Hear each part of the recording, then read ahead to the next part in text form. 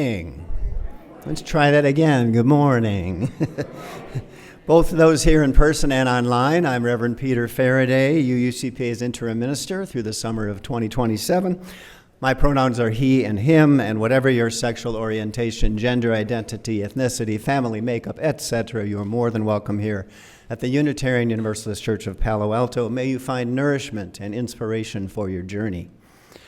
We express our mutual respect by respecting each other's decisions around masking, distancing, and other health measures. If you'd like a mask today and you don't have one, please raise your hand and an usher will provide one.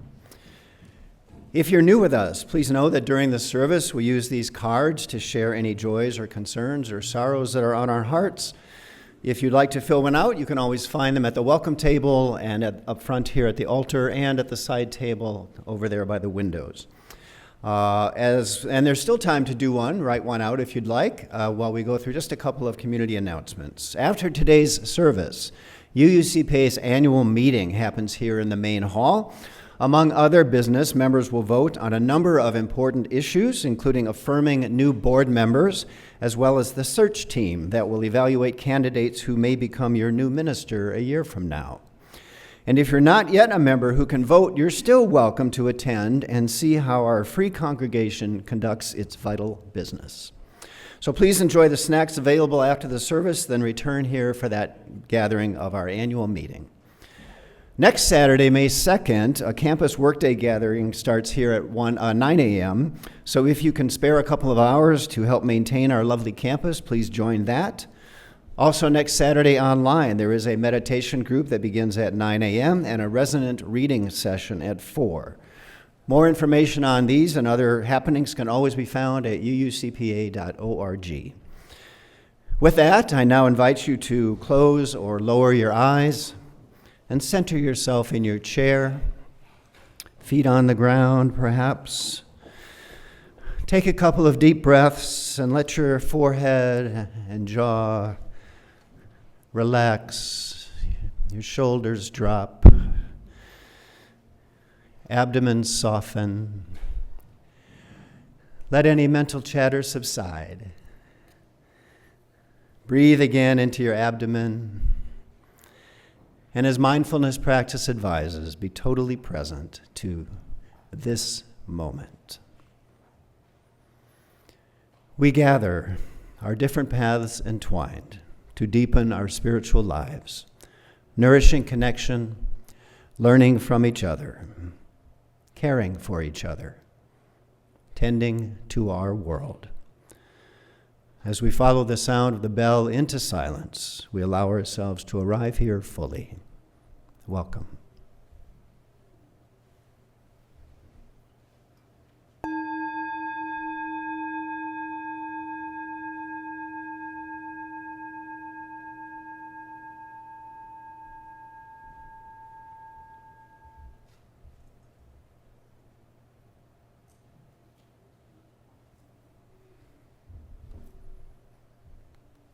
Is Varsha here for our prelude?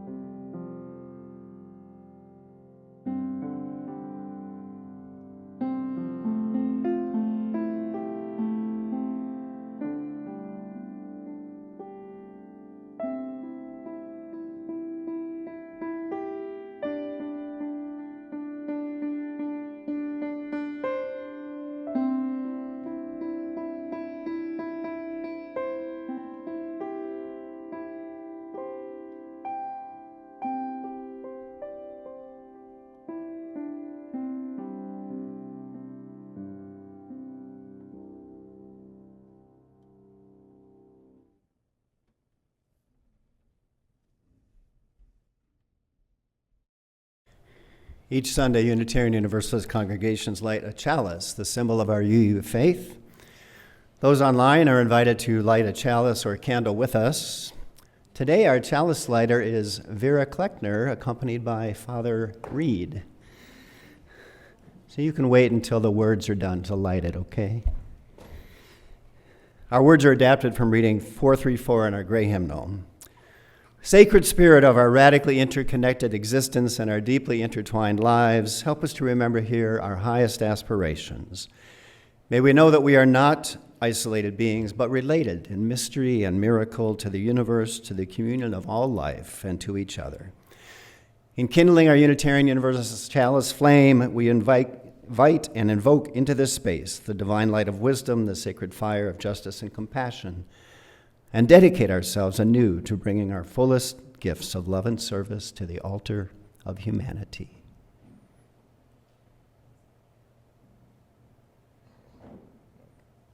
That's all right.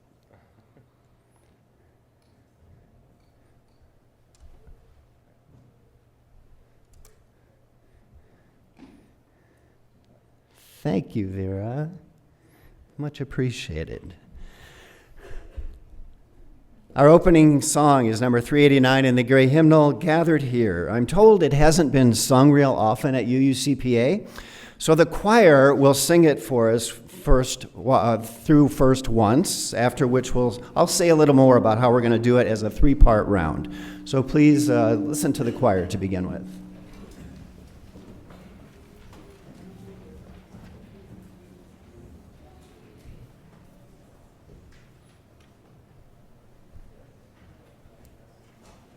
Look at Bruce.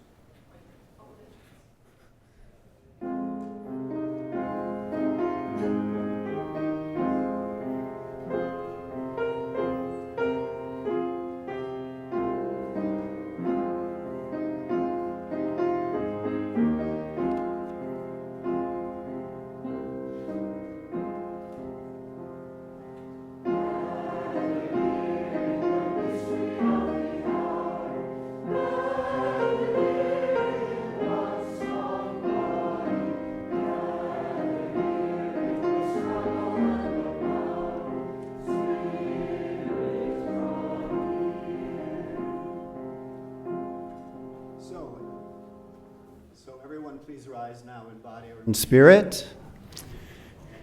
And I want to explain before we start that this is a three-part round. So if you look at the screen, you can enter any of the first three lines. You can sing along on the first line, or you can start on the second line. But let me explain that better. You don't actually start on the second line. You wait till the first people have starting their second line, and then you start your first line.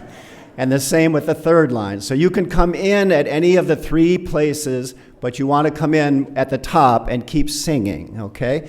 Now, if you're one of the first people, when you get to Spirit Draw Near, well, first of all, we're going to sing it 3 times through. So 3 times 3. And then when you get to Spirit Draw Near, keep singing Spirit Draw Near until everyone catches up to that line. And we'll sing that a couple more times together at the end, okay? So we'll just take it as it comes. I think the choir is going to break it up into 3 parts. So we'll start with that, and here we go.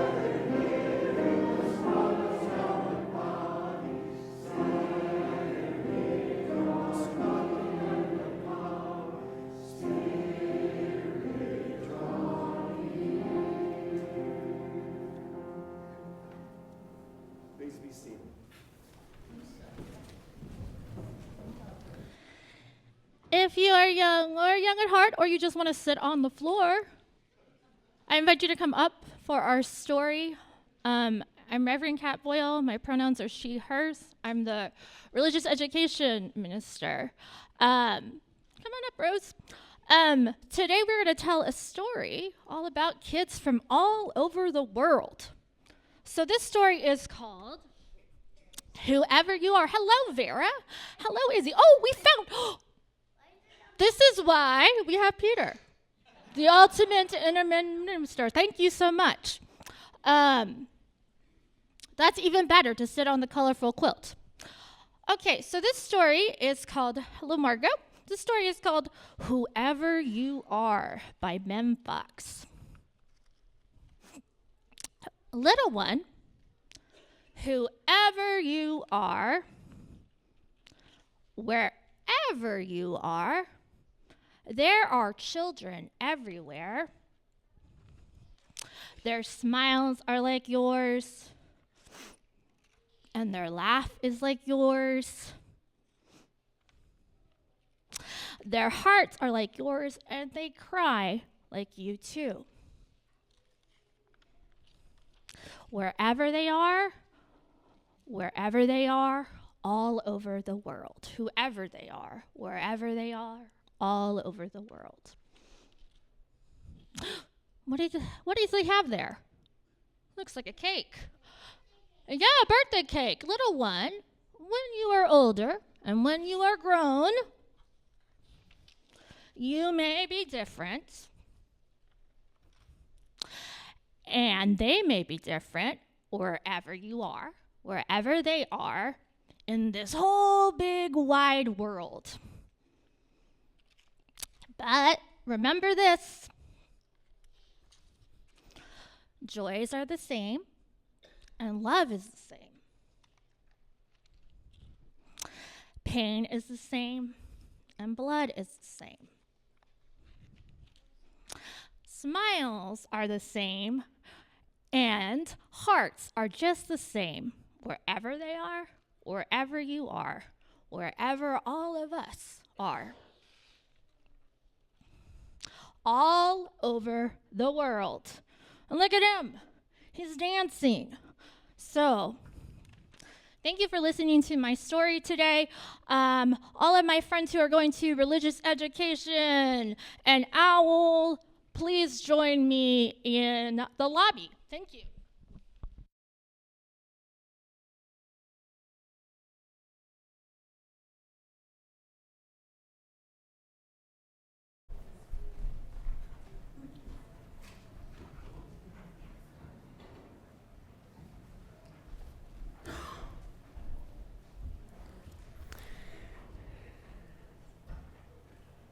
The mystery quilt came back, yay. It was missing in action. Today's reading is by Oriah Mountain Dreamer, abridged by me. It's entitled The Invitation. As an alternative title, I might propose What I Want to Know. It doesn't interest me what you do for a living. I want to know what you ache for, and if you dare to dream of meeting your heart's longing. It doesn't interest me how old you are. I want to know if you will risk looking like a fool for love, for your dream, for the adventure of being alive. It doesn't interest me what planets are squaring your moon. I want to know if you have touched the center of your own sorrow, if you have been opened by life's betrayals or have become shriveled and closed from fear of further pain. I want to know if you can sit with pain, mine or your own, without moving to hide it or fade it or fix it. I want to know if you can be with joy, mine or your own. If you can dance with wildness and let the ecstasy fill you to the tips of your fingers and toes without cautioning us to be careful, be realistic, remember the limitations of being human. It doesn't interest me if the story you are telling me is true. I want to know if you can disappoint another to be true to yourself, if you can bear the accusation of betrayal and not betray your own soul, if you can be faithless and therefore trustworthy. I want to know if you can see beauty even when it's not pretty every day, and if you can source your own life from its presence. I want to know if you can live with failure, yours and mine, and still stand at the edge of the lake and shout to the silver of the full moon, yes. It doesn't interest me who you know or how you came to be here. I want to know if you will stand in the center of the fire with me and not shrink back. It doesn't interest me where or with whom you have studied. I want to know what sustains you from the inside when all else falls away.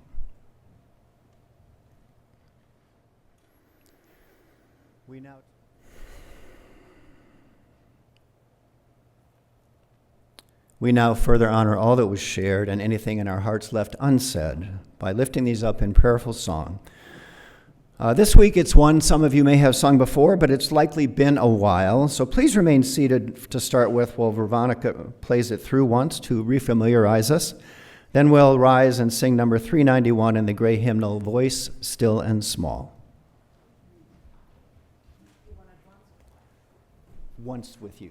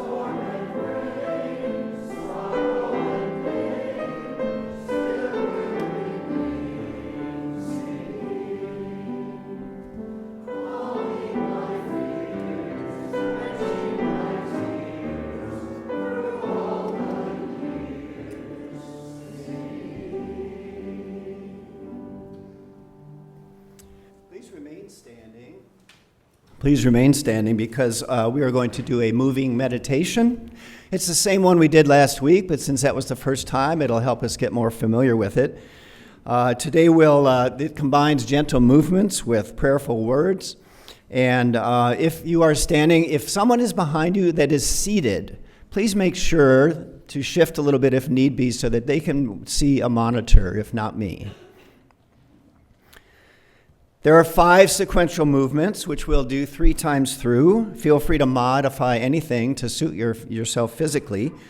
The first time through, I will offer verbal instructions and say the words. The second time, I'll just say the words, and we'll do it the third time in silence. In every round, after each motion, we'll take a full deep breath before continuing to the next. So this is slow and deliberate, and as we proceed, see if you can become more and more attuned and present to the motions and the moment. So we start with arms relaxed at our sides.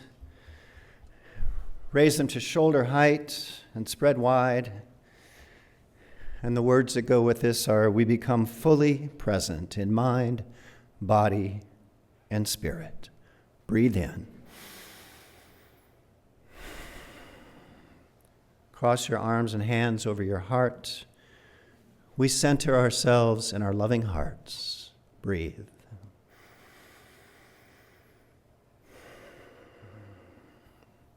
Press palms together. Move your hands straight overhead, then slowly wide again to shoulder height. We open ourselves to the gifts of life and recall that all life is a gift. Lower your hands in front of your stomach and cup them in front of your navel. We receive life's gifts with gratitude. Breathe. Spread your arms wide again at waist level. Our hands between heaven and earth. We dedicate ourselves to giving our gifts to the community of life and through loving action in this world. So back up to shoulder height. We become fully present in mind, body, and spirit. We center ourselves in our loving hearts. Breathe.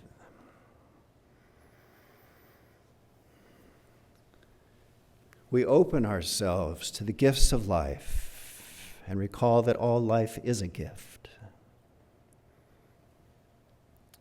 Down in front, we receive life gifts with gratitude. Our hands between the heavens and the earth, we dedicate ourselves to giving our gifts to the community of life through loving action in this world. Third time in silence. Keep breathing.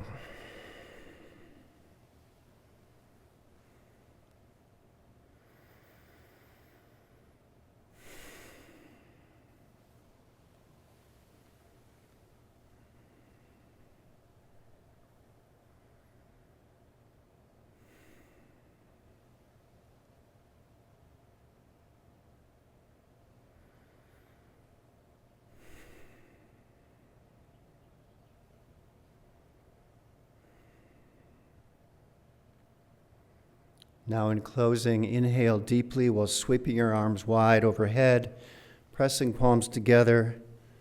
Bring them down to your heart. And just breathe there a couple of times in this heart space.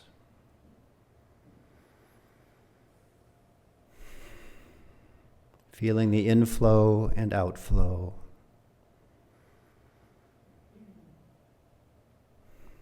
Grateful for each breath of life and the opportunity to share it with others.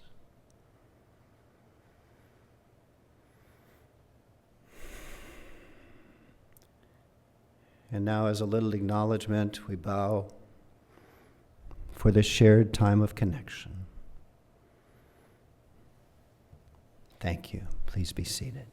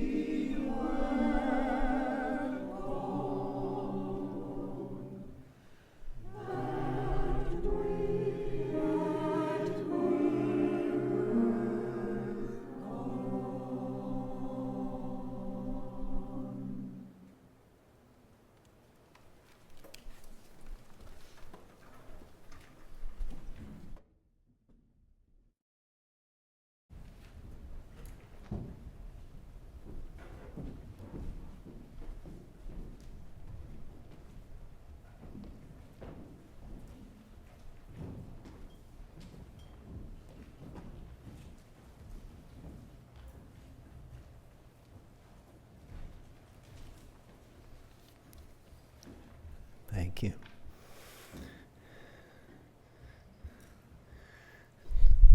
It's good to be reminded of the big picture sometimes.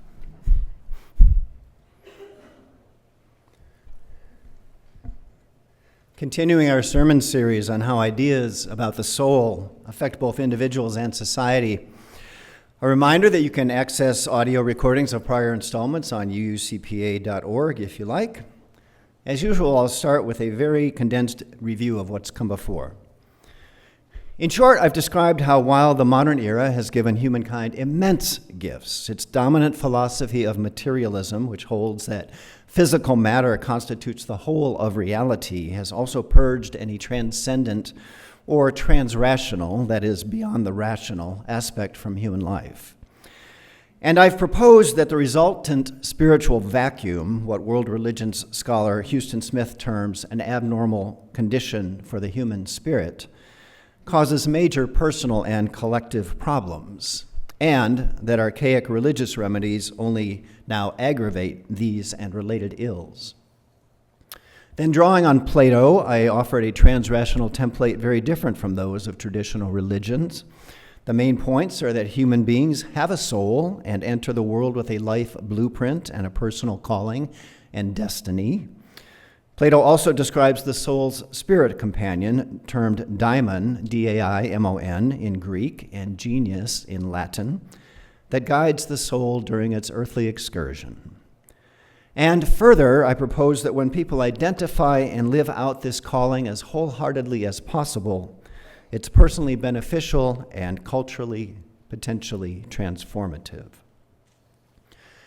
My latest installments then broadly describe the historical emergence of materialism's soulless worldview, including the very understandable reasons this abnormal condition first became normalized, which was largely to break free of religious tyranny. I summed up that process by contrasting two views of the modern era, as articulated by cultural historian Richard Tarnas.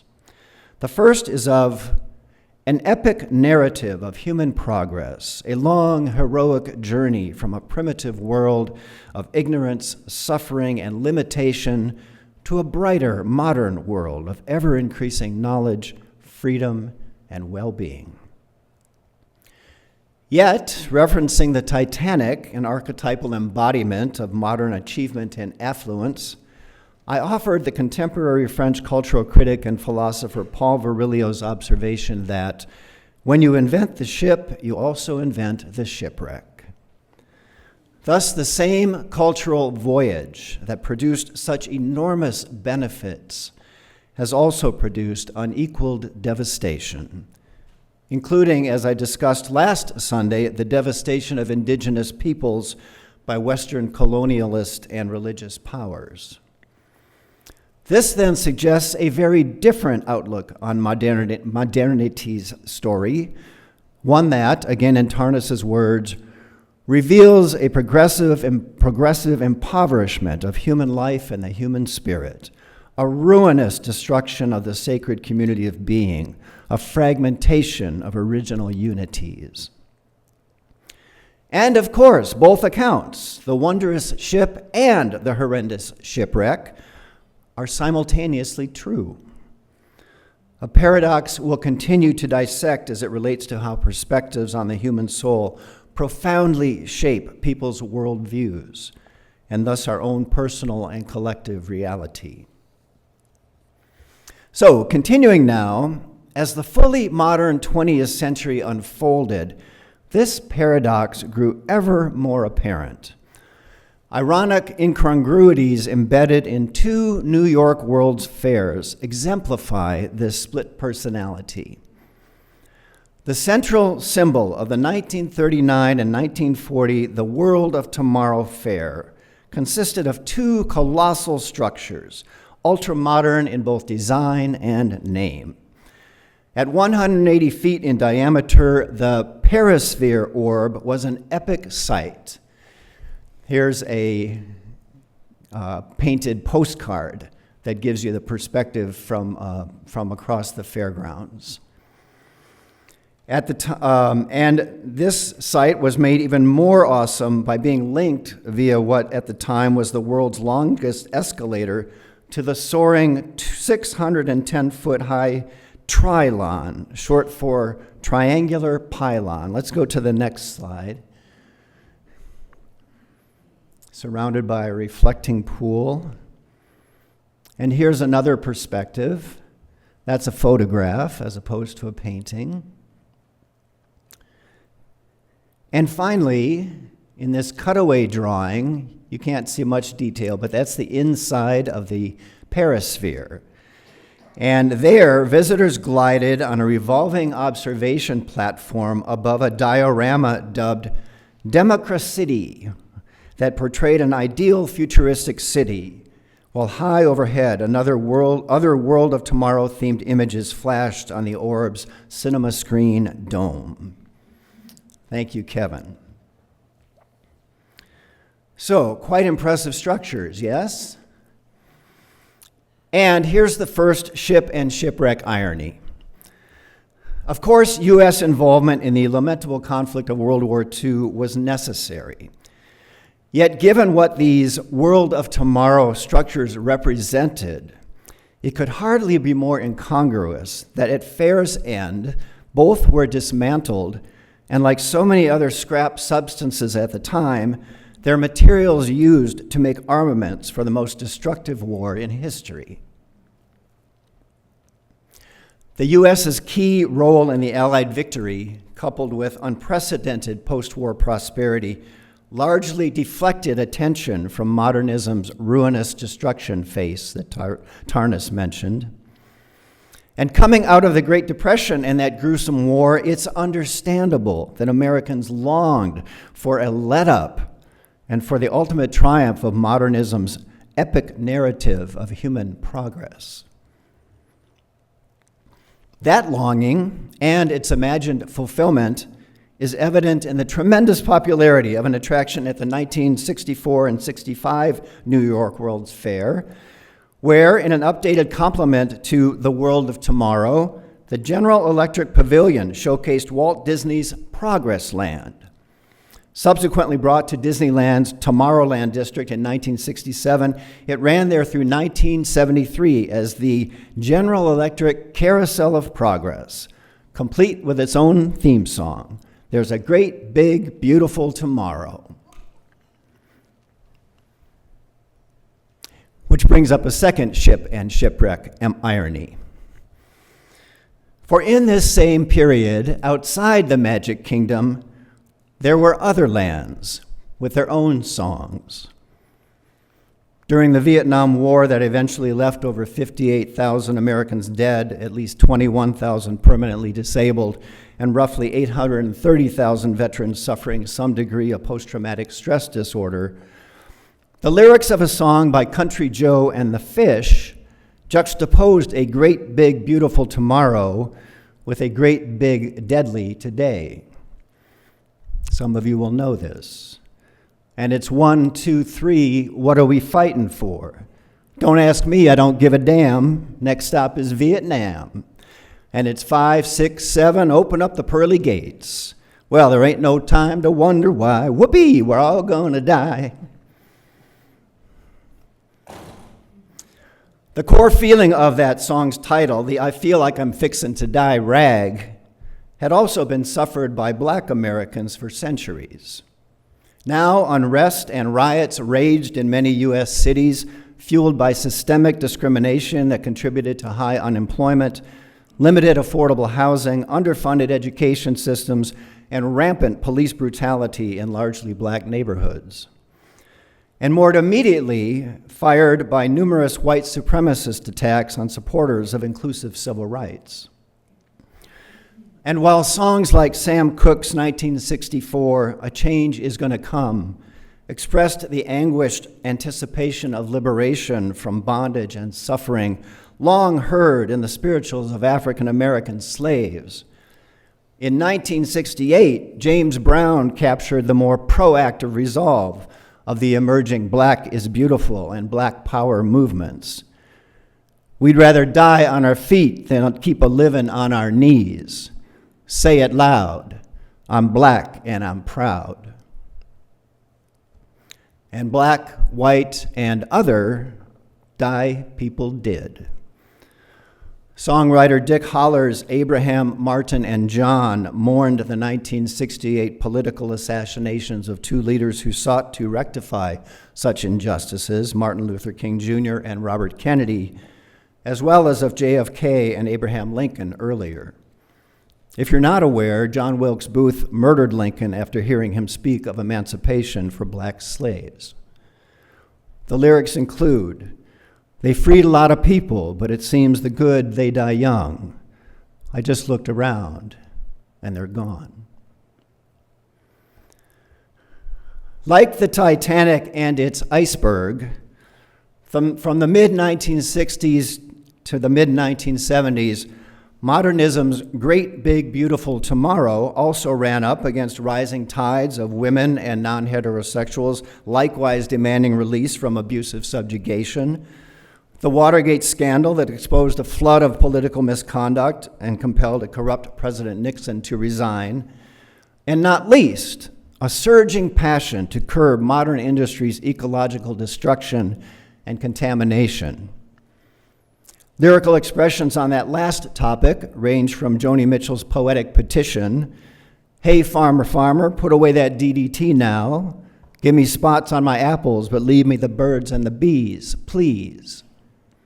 To Tom Lehrer's droll satire, "Just go out for a breath of air and you'll be ready for Medicare." To the supreme irony of the surf-loving Beach Boys warning folks, "Don't go near the water." And in a different song of that title, performed by Johnny Cash, a father regretfully tells his boy they can't eat the tainted fish they're attempting to catch, before and after which the chorus intones, "Don't go near the water, children. See the fish all dead upon the shore. Don't go near the water, 'cause the water isn't water anymore." And another verse could be said to encapsulate society's burgeoning ecological awareness as a whole. "We're torturing the earth and pouring every kind of evil in the sea.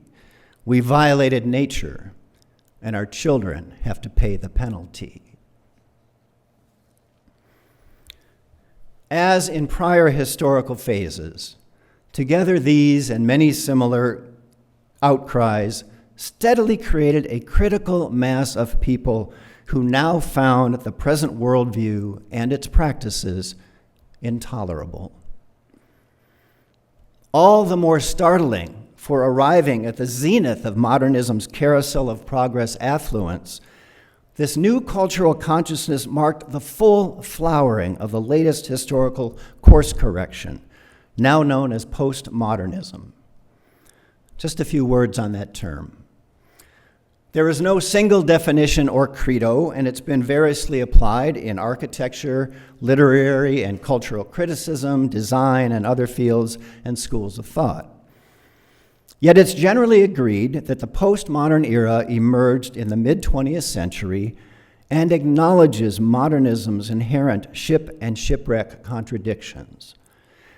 It also asserts that reality is far too complex and multifaceted to be comprehended or described by any universal truth, religious, ideological, or otherwise, and that any piece of the truth is inevitably distorted by unconscious human subjectivity from which we can never be fully free. That has its own contradictions and issues, which I'll explore another day. But in general, the basic willingness to consider multiple perspectives tends to foster better understanding of other peoples, and ecologically speaking, other beings, realities, and experiences, and thus is frequently a starting point for empathy, which can then seek improvements. And it's in this broad sense of a widening circle of moral concern, in the simplest terms, from me and mine to one and all, that it's used here. Political thinker and author Steve McIntosh encapsulates this more attentive and inclusive outlook. The new we that coheres as the worldview of postmodernism is comprised of the victims of modernity, including individual people, races, and cultures, and the overall natural environment, together with those who are sensitive to the pain of victimization, even though they may not have been directly victimized themselves. This is a collective parallel to something I spoke of last week. David Brooks recognizing the infinite value of all souls, in contrast to political and religious powers that often show themselves deaf and blind to others' value and their sufferings. A debility questioned earlier in the 60s by Bob Dylan's Blowin' in the Wind. How many ears must one man have before he can hear people cry? Metaphorically, the hope is at least one that works, but sadly, some folks don't seem to possess even that. And after pausing for other service topics in May, in June, we'll explore some findings from neuropsychology that help us understand why and how this impairment constitutes a central underlying rift in our current cultural discord. Namaste, and blessed be.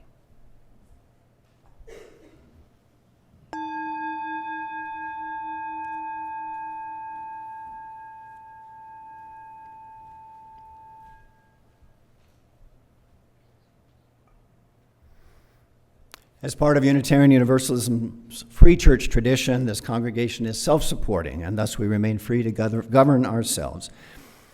The annual meeting that follows today's service will include the latest updates on UUCPA's annual financial pledge drive. As many of you know, that drive was aided by a group of generous donors, creating a matching fund of over $14,000 to help other pledgers' donations go farther. I'm happy and honored to report that other members and friends of this community responded and matched that entire amount. So thanks to everyone who pledged to help UUCPA fulfill its mission and support our shared values in the world. And a special thanks to our matching fund donors here in alphabetical order.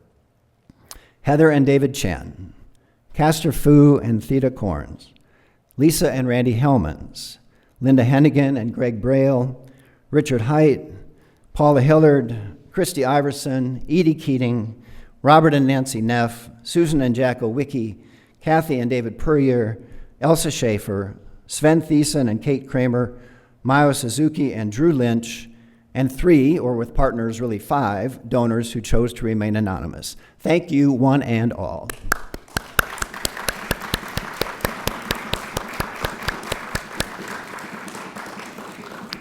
And if you haven't pledged yet, please do so when you can. Meanwhile, for today's offering, you can use cash or check or the QR code or text info in the order of service. Thank you.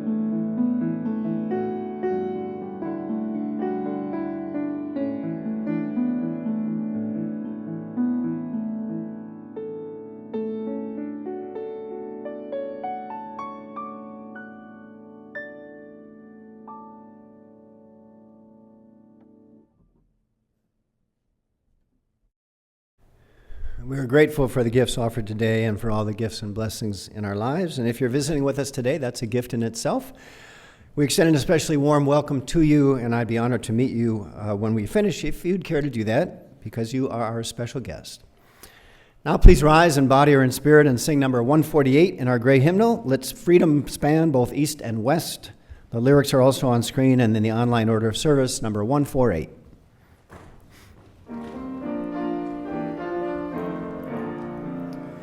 Let freedom span both east and west, of both south and north, in universal fellowship throughout the whole wide earth. Unity, wonder everywhere, let us commune our thought. Compassion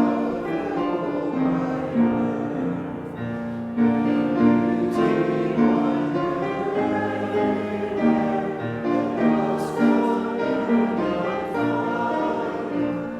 barriers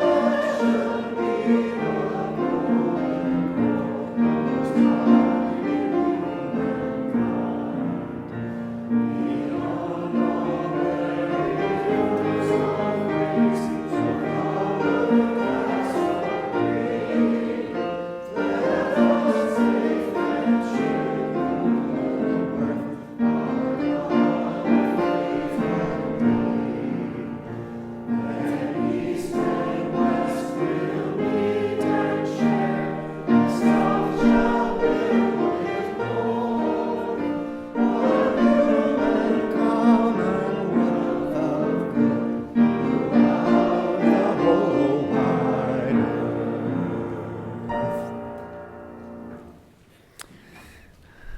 Thanks to everyone involved in making today's service possible, including our greeters and ushers, tech team, and talented musicians. As I mentioned up front, our annual meeting begins at noon, so after you procure some snacks, please return here for that. Our chalice extinguishing words are by Elizabeth Sell Jones. They will be projected. Please say them together. We extinguish this flame, but not the light of truth, the warmth of community, or the fire of commitment. These we carry in our hearts until we are together again.